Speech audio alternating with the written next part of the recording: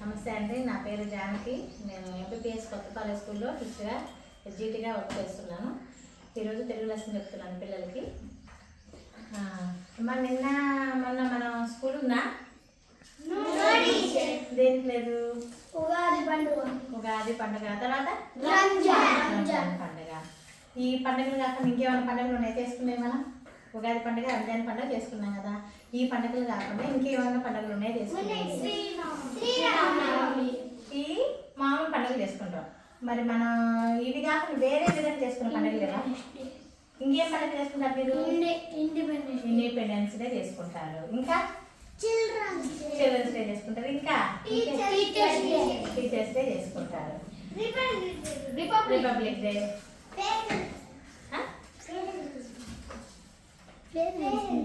Parents day. Okay, సరే. ఈ పండుగలు చేసుకున్నప్పుడు మీకు ఏమేమి ఇస్తుంటారు? గిఫ్ట్ ఇస్తుంటారు, అవునా? మనకి మెయిన్ గిఫ్ట్లు వచ్చే పండుగ ఏది? క్రిస్మస్ పండుగ. అలా కాకుండా పర్సనల్ గా వచ్చే పండుగలు ఏమున్నాయి? రాఖీ పండగకి, ఆడపిల్లలకైతే రాఖీ పండగకి వస్తాయి. ఇంకా ఆటల పోటీలప్పుడు ఏమొస్తాయి? వస్తాయి. గిఫ్ట్ల కింద ఏమేమి ఇవ్వచ్చు? బాక్సులు ఇవ్వచ్చు, బుక్కులు ఇవ్వచ్చు, గ్లాసులు ఇవ్వచ్చు, చాక్లెట్స్ ఇవ్వచ్చు. చాక్లెట్స్ ఎవరు? చాక్లెట్స్ అనేది గిఫ్ట్గా. డ్రెస్సులు అవి ఇవ్వచ్చు. పుట్టినరోజుకైతే మాత్రం చాక్లెట్స్ ఇస్తారు, అవునా? మనం ఒక గిఫ్ట్గా, అంటే ఒక కానుకగా ఒక పుస్తకం గురించి ఇద్దాం, ఓకేనా? మనం పుట్టినరోజు కానీ లేదంటే చిల్డ్రన్స్ డే కానీ వీటికి ఒక గిఫ్ట్గా ఒక బహుమతి కింద ఒక పుస్తకం ఇద్దాం, అవునా? ఒక మంచి పుస్తకం గురించి నేర్చుకున్నాం. ఏంటిది? మంచి పుస్తకం. మంచి బహుమతిలో నుంచి ఒక మంచి పుస్తకం గురించి నేర్చుకుందాం. ఇప్పుడు మనం చెప్పుకునే లెసన్ ఏంటి? మంచి బహుమతి.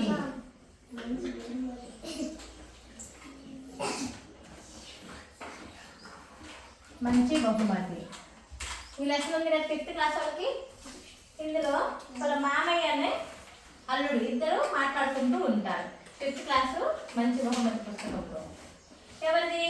బిఆర్ అనే అబ్బాయి వాళ్ళ మామయ్య గురించి. బిఆర్ అనే అబ్బాయి ఎవరికి? పుట్టినరోజు జరుగుతూ ఉంటుంది. పుట్టినరోజు నాడు వాళ్ళ మామయ్య ఏం చేస్తాడు? గిఫ్ట్గా ఒక పుస్తకం ఇస్తాడు. బిఆర్కి కూడా పుస్తకాలంటే చాలా ఇష్టం.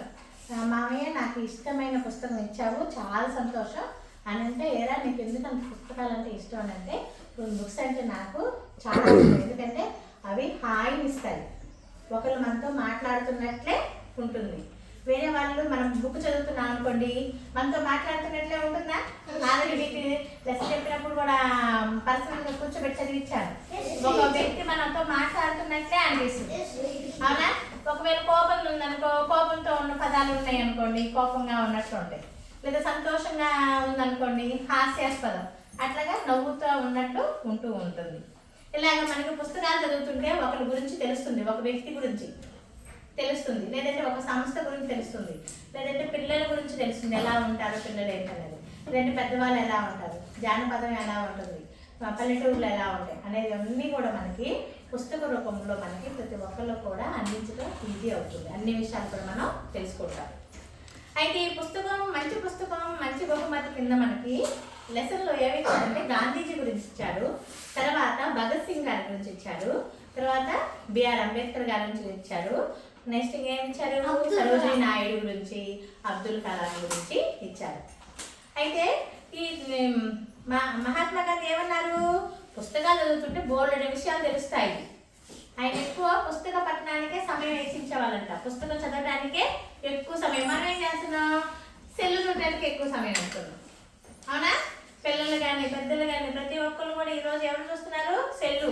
ఇంట్లో కూర్చొని మాట్లాడుకోవడం కూడా లేదు. ఈ 2 సెల్లు ఉంటే అమ్మొక సెల్లు, నాన్నొక సెల్లు, లేదంటే అమ్మ పనిలో ఉంటే పిల్లల సెల్లు చూస్తూ ఉన్నారు. కానీ సెల్లు చూసిన విషయాలు ఎంతసేపు గుర్తుంటాయి మనకి? ఆ చూసిన 10 నిమిషాలు కూడా గుర్తుండవు. మీరు యూట్యూబ్లో చూస్తున్నారు కదా షార్ట్స్, అవి ఎంతసేపు చూస్తున్నారు? చూసిన వెంటనే ఒక 5 నిమిషాలు మర్చిపోతారు. మళ్ళీ ఏం చూసి మనం అడిగితే గుర్తు తెచ్చుకుంటే అప్పుడు గుర్తు తెచ్చుకుంటారు. అది వెంటనే మెమరీ అనేది రాసేది చూసి వదిలేస్తాం, మనం గుర్తుపెట్టుకో. కానీ పుస్తకం అనేది కళ్ళతో చూడటం మూలన ఏంటంటే పుస్తకం నక్షత్రాలు కళ్ళతో ఇట్లా చదవటం మూలన మన బ్రెయిన్లోకి ఎక్కువసేపు గుర్తుంటాయి. అందుకని ఎక్కువ పుస్తకాలు చదవాలి. ఎక్కువ పుస్తకాలు చదవటం వల్ల మనసు హాయిగా ఉంటుంది, ప్రశాంతంగా ఎదురు ఉంటుంది. మహాత్మా గాంధీ గారు కూడా అంతేనంట, ఎక్కువ సమయం పుస్తకం చదవడానికే ఇచ్చేవాళ్ళు. తర్వాత తన అభిప్రాయాలు మొత్తం ప్రజలంతా తెలుసుకోవాలని ఆయన సొంతంగా ఒక జైల్లో ఉన్నారు కదా ఆయన స్వాతంత్రం కోసం, అప్పుడు ఒక ఆత్మకథను కూడా రాశారు. దాని పేరేంటి? The Kingdom of God is with you.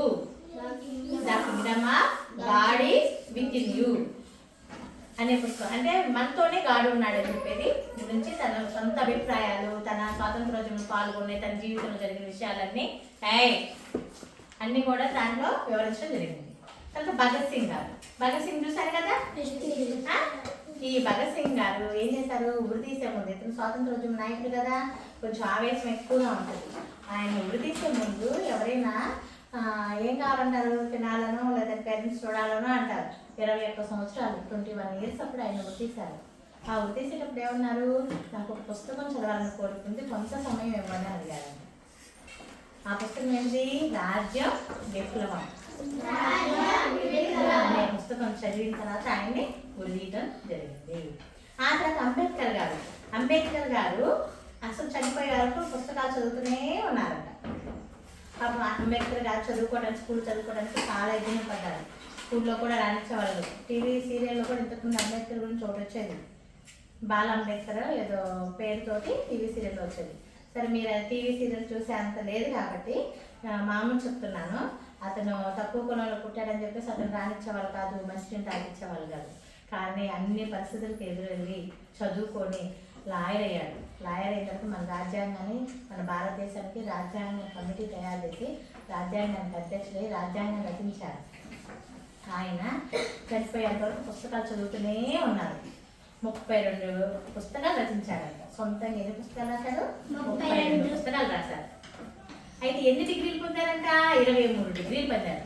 అంటే మనం 10వ తరగతి పాస్ అవగానే మనకి ఇప్పుడు దాకా మీకు సర్టిఫికేట్ ఏం రావు, అవునా? 1 నుంచి 9 వరకు సర్టిఫికేట్లు ఏం రావు. కానీ 10వ తరగతి పాస్ అయితే మార్క్ లిస్ట్ ఎక్కువ వస్తుంది కదా, అది 10th మార్క్ లిస్ట్, తర్వాత ఇంటర్, తర్వాత డిగ్రీ, ఇలా ఒక్కొక్క మార్క్ లిస్ట్ అట్లాంటివి ఎన్ని ఉంటాయి అంటే ఆయన దగ్గర 23 డిగ్రీ పట్టాలు పొందారంట.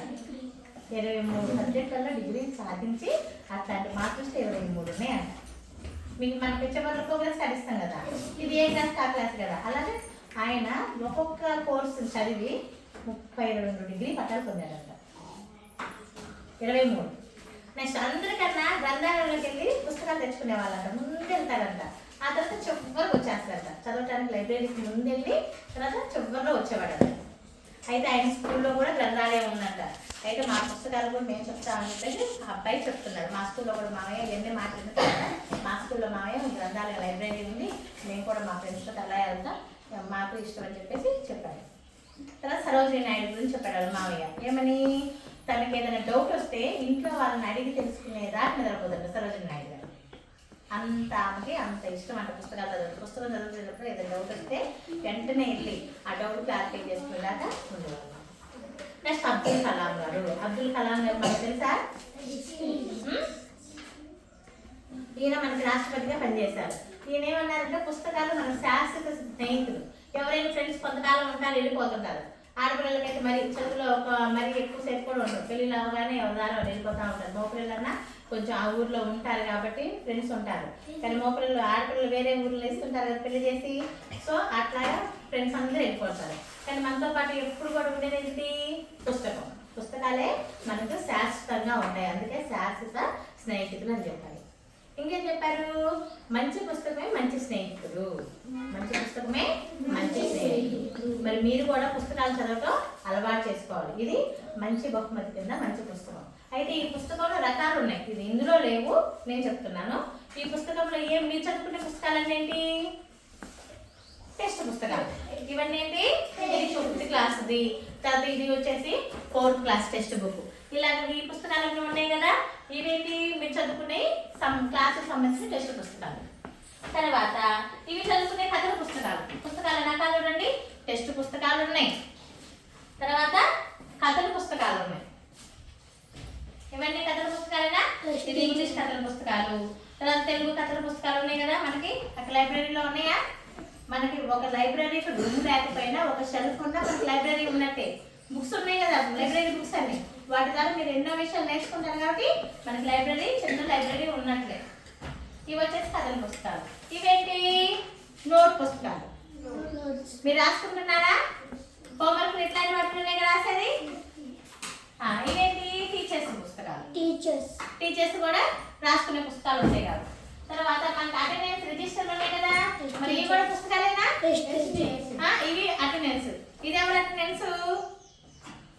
టీచర్. ఇది టీచర్ అటెండెన్స్. మరి ఇది ఎవరి?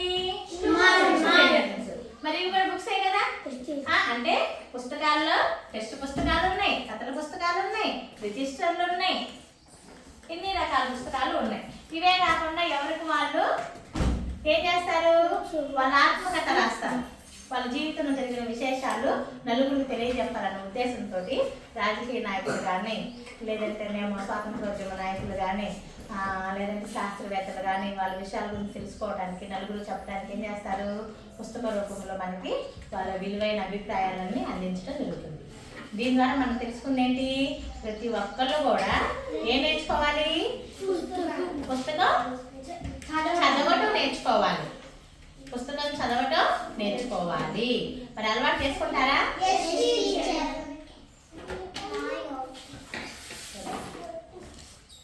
చక్కగా చదవండి. వీటితో పాటు ఏంటి? న్యూస్ పేపర్లలో కొన్ని పుస్తకాలు వస్తాయి. న్యూస్ పేపర్ ఆదివారం వచ్చేసరికి ఒక న్యూస్ పేపర్, ఆదివారం పేపర్ ఉంటుంది కదా, ఆదివారం పేపర్లో న్యూస్ పేపర్లో ఒక బుక్ ఉంటుంది. ఈనాడు బుక్ కానీ, సాక్షి బుక్ కానీ, వారపత్రికలు అంటారు. వాటిల్లో ఏం చేస్తారు? కొన్ని పజిల్స్ ఉంటాయి, కథలు ఉంటాయి, రాజకీయ నాయకుల గురించి ఉంటాయి, సినిమా వాళ్ళ గురించి ఉంటాయి, ఆటల వాళ్ళ గురించి ఉంటాయి, అన్నిటి గురించి కూడా ఉండటం జరుగుతుంది.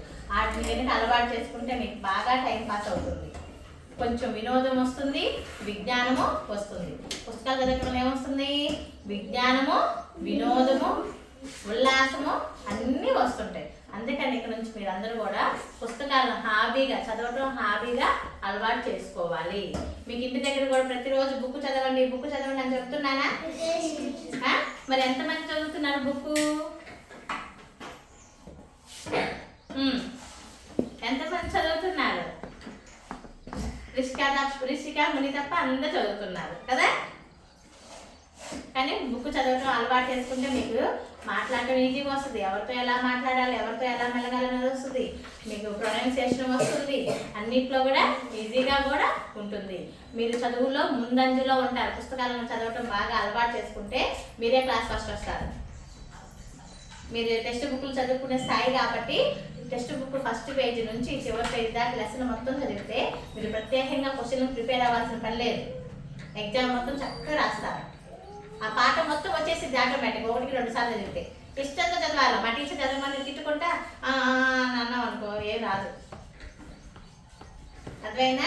ఇష్టంతో చదివితే మొత్తం కూడా వచ్చేస్తుంది. కొన్ని పాఠాలు చూడండి మీరే చెప్తుంటారు నాకు, అవునా? కొన్ని పాఠాలు చదివేటప్పుడు ముగ్గుల్లో సంక్రాంతి అనుకోండి, అది మీరే చెప్తున్నారా? ఇది ఇక్కడ వస్తుందని. తర్వాత రాజు కవి పాఠం చెప్పేటప్పుడు మనం మీరే చెప్పారా? అవునా? అది అంత తెలివితేటలు అనేది వస్తుంది. ఇక్కడ నుంచి అందరూ కూడా పుస్తకాలు చదవడం హాబీగా అలవాటు చేసుకోండి. అందరికీ ఇప్పుడు దాకా నా పాఠం విన్నందుకు